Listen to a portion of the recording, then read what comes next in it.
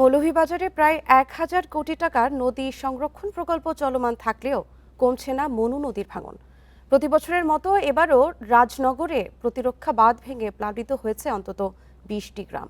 স্থানীয়দের অভিযোগ, ঝুঁকিপূর্ণ স্থানগুলোতে সময় মতো কাজ না হওয়ায় বারবার দুর্ভোগে পড়ছেন তারা। মনু নদীর বাঁধ ভেঙে এক রাতেই পানির নিচে তলিয়ে যায় মৌলভীবাজারের রাজনগর উপজেলার অন্তত ২০টি গ্রাম। ঘরবাড়ি, ফসলি জমি আর গ্রামীণ সড়ক ডুবে দুর্ভোগে ৫০,০০০ মানুষ। গত ৯ জুলাই উজিরপুরে মনু নদীর প্রতিরক্ষা বাঁধে ভাঙন দেখা দেয়। পরে একামধু ও আকুয়াসহ একাধিক জায়গায় বাঁধ ভেঙে লোকালয়ে ঢুকে পড়ে বন্যার পানি।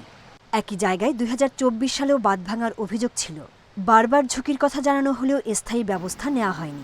২৪ও বাংলো, এর ভিতরে ২৪, ২৫, ২৬ পর্যন্ত চলে বাংছে না, বানও দিছে না। এরপরে একোয়ার করে নিচে, একোয়ার টেকাও দেয় না। একোয়ার টেকাটা দিলে তো আমরা অন্য জায়গায় ঘর বাড়ি বান্ধি, আমরা ভুক্তভোগী হই না। আগ থাকতে যদি তারা প্রিপারেশনটা নেব হইতো যে কোন দিকে দুর্বলতা আছে, এই জায়গায় একটু এই আপনার ব্লক দেওয়া কিংবা যে কোনো বান দিয়া বানটা যাতে উঁচু করা হয়, করলে কিন্তু আমরা কয়েকটা গ্রাম আমরা বাঁচতাম পারি। কোনো সময় শাইলখাত নষ্ট করে, কোনো সময় আউশখাত নষ্ট করে, এই ধরনের মাইন আমরা প্রত্যেক সময় খাই। আর কি আমার অনুরোধ থাকবে সরকারের কাছে, আমি আবেদন করতাম আর ওটাও তাও যে আমরা মনু নদীর দক্ষিণের ডাইকটা বান্দার লাগিয়ে আর আমি।